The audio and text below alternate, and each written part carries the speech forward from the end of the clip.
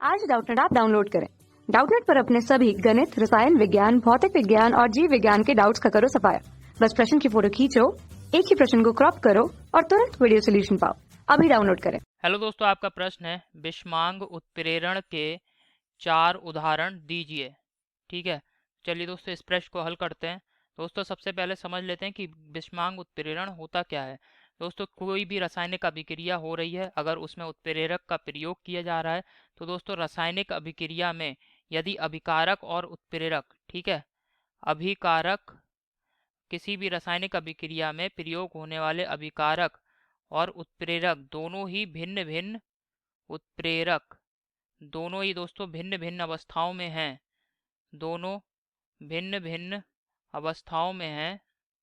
दोनों भिन्न भिन्न अवस्थाओं में हैं। भिन्न भिन्न अवस्थाओं में हैं। अवस्थाओं में अभिक्रिया में भाग लेते हैं। ठीक है, दोनों ही भिन्न भिन्न अवस्थाओं में अभिक्रिया में भाग लेते हैं। तब दोस्तों ये जो अभिक्रिया है, ठीक है, इसमें जो भी उत्प्रेरक जो भी कार्य करेगा उसे क्या कहेंगे दोस्तों, इस प्रकार के उत्प्रेरण को क्या कहेंगे दोस्तों, बिस्मांग उत्प्रेरण कहेंगे। अब यहाँ पे दोस्तों हमें इसके 4 उदाहरण लिखने हैं। तो दोस्तों पहला उदाहरण यहाँ पे हम लिख रहे हैं। पहला दोस्तों बिस्मांग उत्प्रेरण का उदाहरण है हैवर विधि से अमोनिया बनाना। ठीक है, हैवर विधि हैवर विधि हैवर विधि से दोस्तों जब अमोनिया बनाते हैं तो इसको दोस्तों यहाँ पे मैं अभिक्रिया इसकी लिख रहा हूँ। ठीक है, और ये बिस्मांग उत्प्रेरण का उदाहरण है। तो इसमें क्या है, नाइट्रोजन ये गैसियस अवस्था में लिया गया है N2, और उसके बाद दोस्तों ये जो है क्रिया करेगा हाइड्रोजन से 3H2, ये भी दोस्तों क्या है, गैसियस अवस्था में लिया गया है। अब यहाँ पे दोस्तों जो उत्प्रेरक है आयरन लिया जाता है उत्प्रेरक के, जैसे यहाँ पे कार्य करता है आयरन Fe, और ये दोस्तों ठोस अवस्था में लिया गया है। ठीक है, और इस अभिक्रिया के दौरान जो है हमें अमोनिया गैस प्राप्त होती है, NH3 प्राप्त होता है। तो आप देख रहे हैं यहाँ पे अभिकारक क्या है, N2 और H2 दोनों ही दोस्तों क्या है, गैसीय अवस्था में लिए गए हैं। ठीक है, दोनों ही आप देख सकते हैं यहाँ पे गैसीय अवस्था में, जबकि उत्प्रेरक Fe लिया गया है जो कि ठोस अवस्था में है। तो आप देख रहे हैं यहाँ पे अभिकारक और उत्प्रेरक दोनों की अवस्थाएं क्या है, भिन्न भिन्न है। तो ये बिस्मांग उत्प्रेरण का दोस्तों उदाहरण है।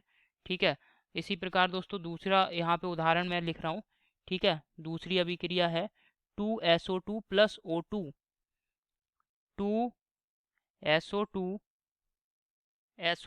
ये दोस्तों गैसियस अवस्था में लिया गया है, प्लस O2 ये भी दोस्तों यहाँ पे गैसियस अवस्था में लिया है हमने। और इन दोनों की दोस्तों अभिक्रिया कराते हैं प्लेटिनम की उपस्थिति में, जो कि दोस्तों ठोस अवस्था में लिया जाता है। ठीक है, और इससे दोस्तों क्या बनता है, सल्फर ट्राईऑक्साइड अर्थात 2SO3 गैस हमें प्राप्त होती है। तो आप यहाँ पे देख सकते हैं दोस्तों इस अभिक्रिया में भी जो अभिकारक दोस्तों यहाँ पे क्या क्या है, सल्फर डाइऑक्साइड है, SO2 और O2 दोनों ही जो है गैसियस अवस्था में है, आप देख सकते हैं। ठीक है, और जो उत्प्रेरक है दोस्तों प्लेटिनम है, और ये क्या है, ठोस अवस्था में है। तो दोनों ही दोस्तों अभिकारक और उत्प्रेरक भिन्न भिन्न अवस्थाओं में है। तो ये भी दोस्तों क्या है, ये भी बिस्मांग उत्प्रेरण का उदाहरण है। ठीक है, अब दोस्तों तीसरा उदाहरण लिख रहे हैं हम इसके लिए बिस्मांग उत्प्रेरण का। यहाँ पे दोस्तों अभिक्रिया यहाँ पे लिख रहे हैं इसके लिए 4NH3। ये दोस्तों अमोनिया है, NH3 गैसियस अवस्था में है, और इसकी अभिक्रिया करा रहे हैं 5O2 अर्थात ऑक्सीजन से गैसियस अवस्था में। ठीक है, और यहाँ पे दोस्तों उत्प्रेरक प्लेटिनम प्रयोग किया जा रहा है, और ये ठोस अवस्था में है। और इस अभिक्रिया से दोस्तों क्या हो रहा है, NO बन रहा है, 4NO प्लस 6H2O।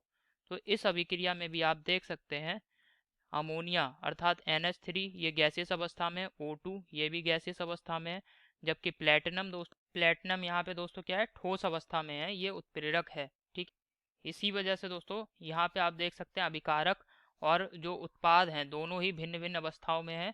ठीक है, तो ये बिस्मांग उत्प्रेरक का उत्प्रेरण का उदाहरण है।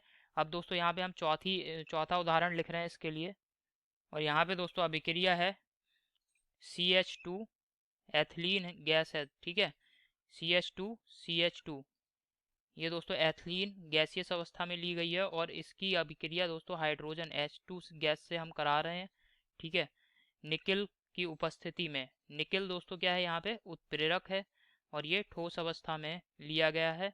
200 डिग्री सेंटीग्रेड ताप पर करा रहे हैं इस अभिक्रिया को और इससे क्या बन रहा है, CH3, ठीक है, ये गैसियस अवस्था में प्राप्त हो रहा है।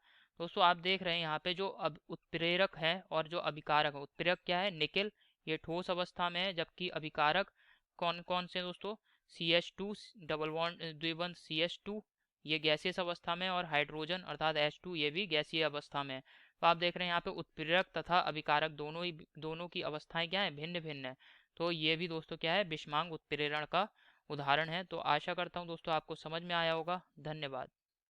कक्षा 6वीं से 12वीं से लेकर नीट, IIT, JEE वो एडवांस के लेवल तक 1 करोड़ से ज्यादा छात्रों का भरोसा।